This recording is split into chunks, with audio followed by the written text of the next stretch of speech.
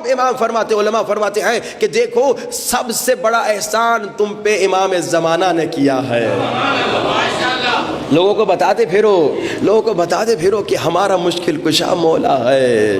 مولا کے واقعات سناؤ، یہ کچھ واقعات جو میں نے آپ کو سنائے یہ لوگوں کو سناؤ کہ ہمارا مددگار ایسا مددگار ہے کہ شیعہ کا بھی مددگار ہے تو سنی کا بھی مددگار ہے، تاکہ ان کو ایک موٹیویشن ہو۔ اب میں آپ کو ایک سنی کا واقعہ سناتا ہوں۔ ایک سنی تھا، نام اس کا یاقوت دہان تھا۔ یہ کہتا ہے کہ اس کی ماں شیعہ تھی، مگر وہ کبھی کبھی ہو جاتے ہیں رشتہ داریوں میں شادیاں ہو جاتی ہیں، اس کا باپ سنی تھا۔ کہا اس کی ماں ہمیشہ ایسے کہتی تھی کہ دیکھو بیٹا شیعہ بن جاؤ، شیعہ بن جاؤ، مگر یہ باپ کی وجہ سے کیا نام ہے سنی بن گیا۔ اب کہتا ہے جب یہ سنی بن گیا تو کیا ہوا، ہمیشہ اسی انداز سے زندگی گزارتا تھا، اور کیا نام ہے مولا علی کو جو تھا خلیفہ مانتا تھا، اور جناب بالکل اسی انداز سے نماز پڑھتا تھا جیسے اہل سنت کے لوگ نماز پڑھتے ہیں۔ کہتے ہیں زندگی گزار رہا تھا، ایک دن کہتا ہے کہ میں اپنے شہر ہلا کا رہنے والا تھا، عراق کا رہنے والا۔ کہتا ہے میں اپنے شہر ہلا سے کسی اور شہر گیا تیل خریدنے، اس کا کام تھا تیل خریدنا، یہ تیل خریدتا تھا اپنے شہر میں بیچتا تھا۔ اچھا پرانے زمانے کا واقعہ، نہ گاڑی سے سفر ہوتا تھا، نہ جہاز سے، نہ بسوں سے، گدھے گھوڑوں کا سفر ہوتا تھا، صحرا بیابان کا سفر ہوتا تھا۔ کہا دوستوں کے ساتھ ہم ایک گروپ بنا کے گئے، اور صحرا کا سفر، بیابان کا سفر، ڈیزرٹ کا سفر ایسا ہے کہ آپ بغیر رہنما کے نہیں چل سکتے، گائیڈ کی ضرورت پڑتی ہے، بغیر گائیڈ کے آپ گم ہو جائیں گے کیونکہ وہ سارا ایک جیسا لگتا ہے۔ کہا ایک گائیڈ ہم نے، ایک رہنما ہم نے ہائر کیا کہ بھائی تو ہمارے ساتھ چل، ہم تیل خریدتے ہیں پھر تو واپس آنا۔ کہتا ہے کہ اب ہم چلے تیل خرید کے واپس آ رہے تھے، راستے میں تھوڑا آرام کے لیے رکے کہ تھوڑا ریسٹ ہو جائے، تھوڑا آرام کر لیں۔ کہا وہاں پہ آرام کرنے لیٹے تو کیا مجھے نیند آ گئی۔ اب دوست اٹھا رہے ہیں اٹھو چلیں، اکیلے تم نہیں آ سکتے، گم ہو جاؤ گے۔ کہا نہیں میں آ رہا ہوں، 2 منٹ ٹھہرو۔ یہ آپ لوگ کو یاد آتا ہوگا فجر کی نماز کے وقت جب بابا اٹھاتے ہیں، اماں اٹھاتے ہیں، یا بیوی اٹھاتی ہے، یا بیوی کو میاں اٹھاتا ہے تو کیا بولتے ہیں 2 منٹ سونے تو ابھی میں اٹھتا ہوں۔ یہ لوگ الارم جو ہے نا موبائل میں 2 قسم کے ہوتے ہیں، ایک اسنوز ایک ڈسمس۔ ڈسمس یعنی بالکل بند، اسنوز یعنی 5 منٹ کے بعد اٹھانا۔ تو اکثر لوگ ڈسمس نہیں کرتے، کہتے اسنوز 5 منٹ کے بعد اٹھتا ہوں، یہ 5 اور اتنا 2 منٹ 5 منٹ کرتے ہیں کہ نماز قضا ہو جاتی ہے۔ اس نے بھی یہی کہا بس 2 منٹ میں اٹھتا ہوں، 5 منٹ میں اٹھتا ہوں، تھوڑی دیر میں چلتا ہوں۔ اور جناب دوستوں نے آخر میں کہا بھائی دیر ہو گئی، کہا چلو تم چلو میں آ رہا ہوں، چلو میں آ رہا ہوں۔ اب دوستوں نے سمجھا یہ آ رہا ہے، اب دوست چلے گئے غائب ہو گئے۔ یہ خوب سو کے اٹھا فریش کہ بھائی ماشاءاللہ اچھی نیند ہو گئی، دیکھا سارے دوست جا چکے ہیں۔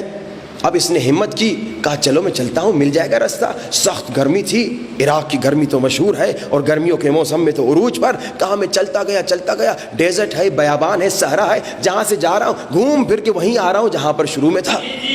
کہا کئی گھنٹوں سے چلتا پھرتا گیا، تھک گیا، پیاس بھی لگ رہی ہے، گرمی بھی ہے۔ اب اتنی پیاس لگی کہ موت سامنے تھی، بس موت سامنے تھی۔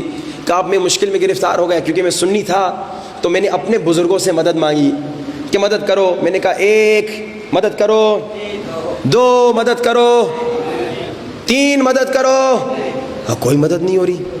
کہا بالکل اب میں ختم ہو چکا تھا، بالکل ختم ہو چکا تھا۔ کہا مجھے اچانک اپنی ماں کی بات یاد آئی۔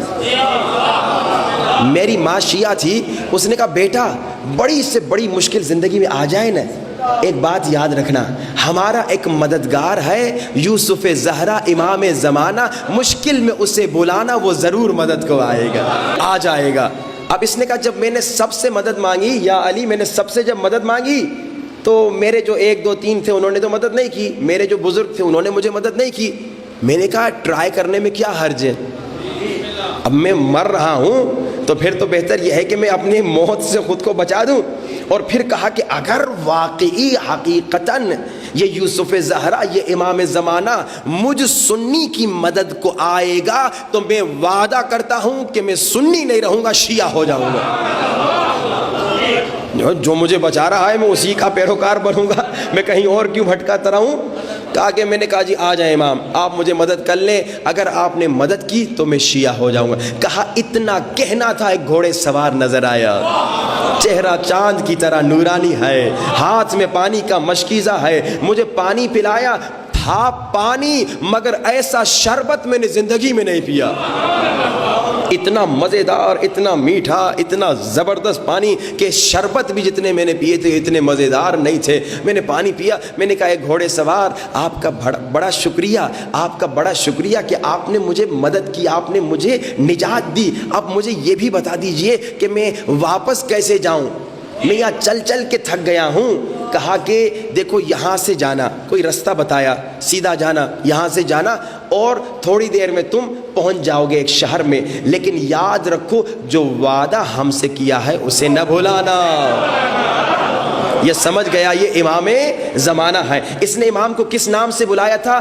یا ابا صالح المہدی. یہ امام کی کنیت، امام کا لقب سمجھیے ہے. یہ ابا صالح المہدی امام کو جب کہتے تم راستے میں گم ہو جاؤ تو بولو یا ابا صالح المہدی ادرکنی، تو پھر امام تمہیں راستہ دکھاتے ہیں. تو علماء کہتے ہیں کیونکہ دنیا میں بھی ہم گم ہو چکے ہیں دنیا کی رنگینیوں میں، تو امام کو اس لقب سے، اس کنیت سے بلایا کرو، یا ابا صالح المہدی ادرکنی. اب یہ یاقوت دہان جو سنی تھا، جو اب شیعہ ہو گیا، کہتا ہے کہ میں نے ایک قدم یا دو قدم اٹھا ہے اسی راستے پہ جس راستے پہ امام زمانہ نے چلنے کا کہا. ایک قدم یا دو قدم اٹھائے میں اس شہر میں پہنچ گیا، میں اس شہر میں پہنچ گیا جس میں میرے دوست جو مجھ سے کئی گھنٹے پہلے جا چکے تھے میرے کئی گھنٹے بعد پہنچے.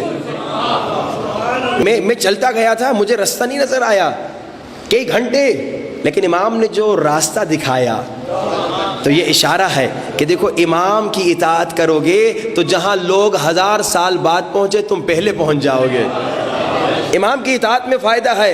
امام نے کہا ادھر سے چلو، کہا ایک قدم یا دو قدم اٹھائے اور اس شہر میں پہنچ گیا جس میں میرے دوست کئی گھنٹے بعد پہنچے، کئی گھنٹے بعد پہنچے.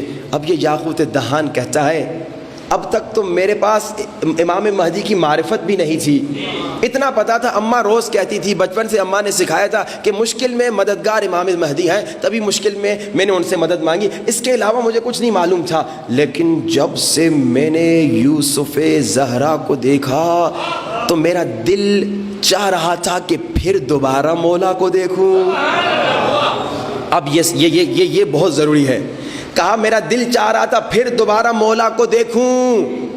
تو میں اب چلا گیا شیعہ عالم کے پاس.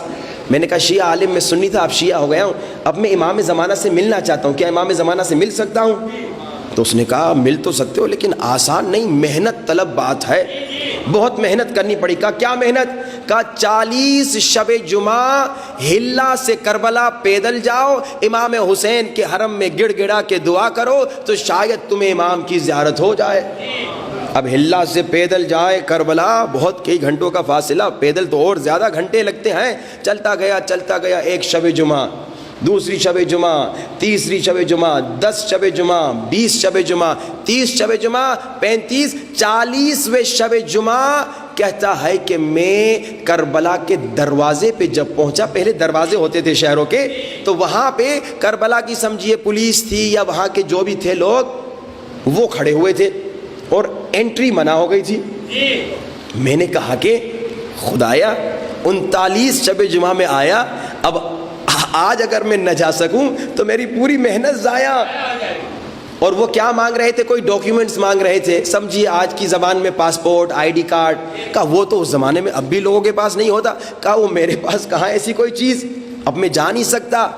تو وہیں پر کہتا ہے میں نے پھر کہا مولا مجھے مدد کیجئے، یہ میرا آخری ہفتہ ہے، ایسا نہ ہو کہ یہ مجھے نہ جانے دیں اور پھر میں آپ کی زیارت سے محروم ہو جاؤں. کہا وہاں پھر میں نے مدد مانگی، پھر میں نے امام کو دیکھا، وہیں پہ امام کو دیکھا. امام نے میرا ہاتھ پکڑا اور انہی پولیسوں کے بیچ میں سے یوں گزار دیا، کسی نے نہ مجھے دیکھا نہ امام کو دیکھا. لیکن اب میرا سوال، یہ کمال کا واقعہ ہے، ایسے کئی واقعات ہیں، کتابیں بھری ہوئی ہیں جن کو امام زمانہ نے مدد کی، مسلمانوں کو مدد کی، عیسائیوں کو مدد کی، ہندوؤں کو مدد کی، غیر مسلمانوں کو مدد کی. عزیزان محترم، لیکن اس واقعے کا جو عظیم پیغام ہے، آج تک سنی تھا، پوری زندگی سنی تھا، کل کا شیعہ اس نے امام زمانہ سے ملنے کے لیے کتنی محنت کی؟ 40 ہفتے ہلا سے کربلا پیدل گیا. اب آپ سارے پیدائشی شیعہ ہیں، بچپن سے اللہ جل اللہ جل کہتے بڑے ہوئے ہیں، آپ نے امام سے ملنے کے لیے کیا محنت کی؟ کیا آپ نے 40 ہفتے دعائے ندوہ پڑھی امام کے لیے؟ کیا 40 دن دعائے احد نماز فجر کے بعد پڑھی؟ اگر نہیں پڑھی تو اب سوال ہے کہ بھائی یہ کیسا عشق ہے؟